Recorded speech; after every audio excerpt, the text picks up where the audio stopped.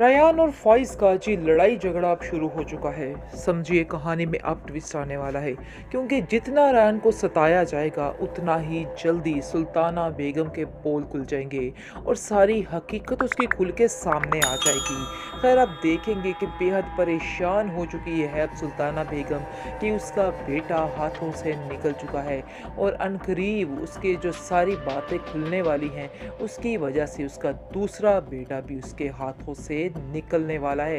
ये बात ने उसे टेंशन में डाल दिया है और फ़ाइज़ को कहती है कि फ़ाइज़ बेटा, अगर तुम्हें कहीं से भी कुछ पता चला कि मैं तुम्हारे बारे में कुछ भी करती हूँ तो कभी किसी की बात को मत सुनना, उन लोगों की बातों पे यकीन मत करना। तुम यकीन मानो कि मैंने ऐसा कुछ भी नहीं किया है, मेरा कुछ भी कसूर नहीं है।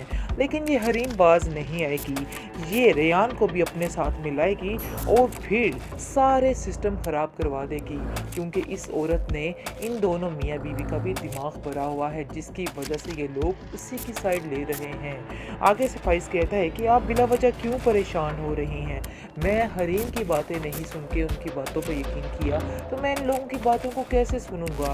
मुझे बिल्कुल भी यकीन नहीं इन बातों का, मुझे आपकी बातों पे पूरा पूरा यकीन है, क्योंकि जो कुछ भी हुआ सब कुछ आंखों देखा था। इस पे तो शक करने वाली बात ही नहीं बनती। आप बिल्कुल भी परेशान मत हो।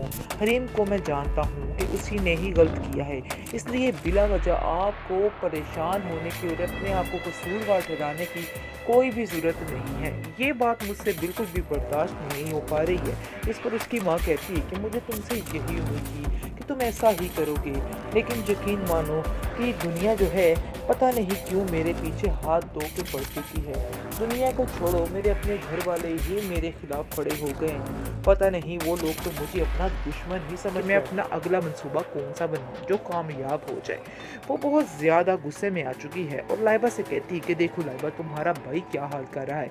पहले एक बेटे ने मेरी ज़िंदगी तबाह की, अब दूसरा भी अपनी बीवी के राह रास्ते पे चल रहा है। जिस पर लाइबा कहती है कि आप ये बातें छोड़ क्यों नहीं देती, उनको अपनी ज़िंदगी में मगन रहने दीजिए और जो लोग वो कहते हैं उनको करने दीजिए। आखिर कब तक आप उन पर इस तरह से हुक्म चलेंगी? कब तक आप ये सारी बातें उनसे ऐसे कर बनवाती रहेंगी? अब आप ये अपना इख्तियार छोड़ दीजिए। इसको सुनकर वो कहती है कि नहीं, मैं अपना इख्तियार कभी नहीं छोड़ सकती और ना ही हरीम जैसी लड़की इस घर में दोबारा वापस आ सकता है। लेकिन हरीम उससे बात नहीं करना चाहती।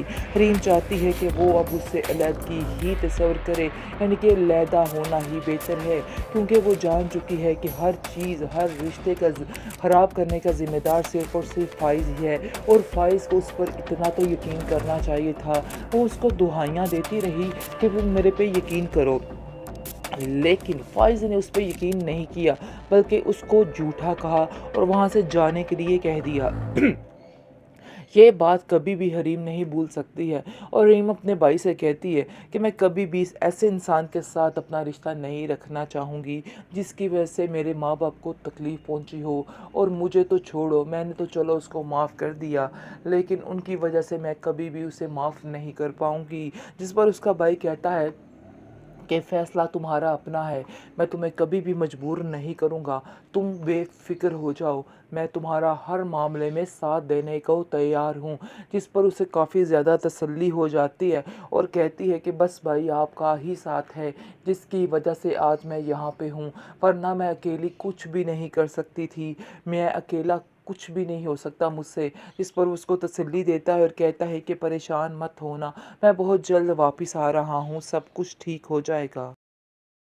नासिर के तो अपने किए की सज़ा मिल रही है और दिन रात वो कुढ़ता रहता है और अंदर ही अंदर से ख़त्म होता जा रहा है।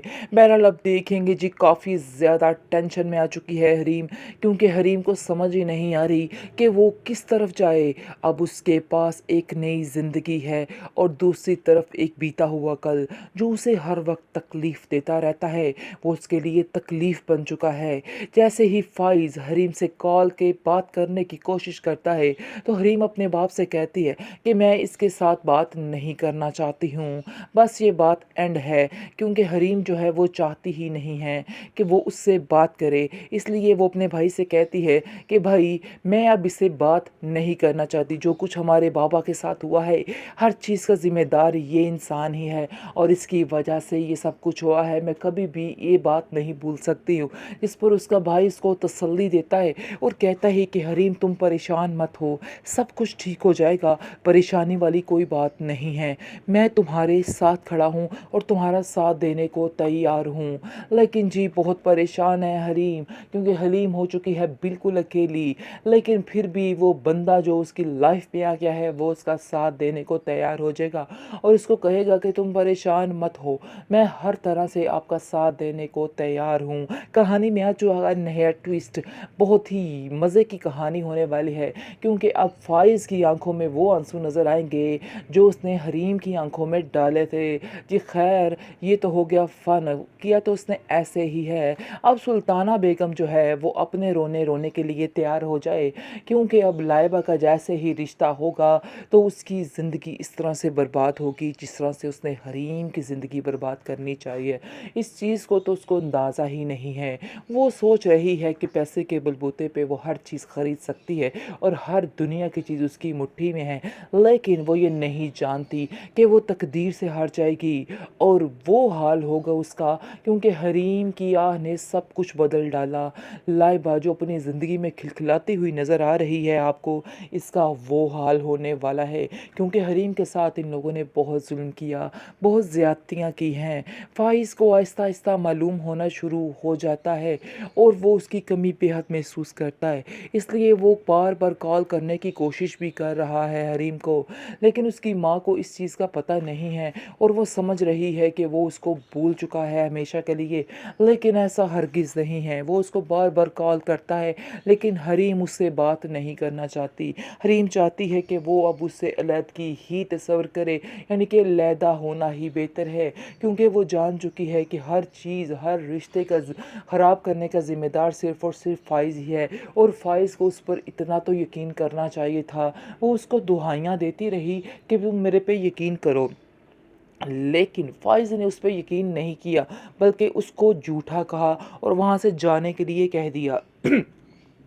ये बात कभी भी हरीम नहीं भूल सकती है और हरीम अपने भाई से कहती है कि मैं कभी भी इस ऐसे इंसान के साथ अपना रिश्ता नहीं रखना चाहूँगी जिसकी वजह से मेरे माँ बाप को तकलीफ़ पहुँची हो, और मुझे तो छोड़ो, मैंने तो चलो उसको माफ़ कर दिया, लेकिन उनकी वजह से मैं कभी भी उसे माफ़ नहीं कर पाऊँगी। जिस पर उसका भाई कहता है कि फ़ैसला तुम्हारा अपना है, मैं तुम्हें कभी भी मजबूर नहीं करूँगा, तुम बेफ़िक्र हो जाओ, मैं तुम्हारा हर मामले में साथ देने को तैयार हूँ।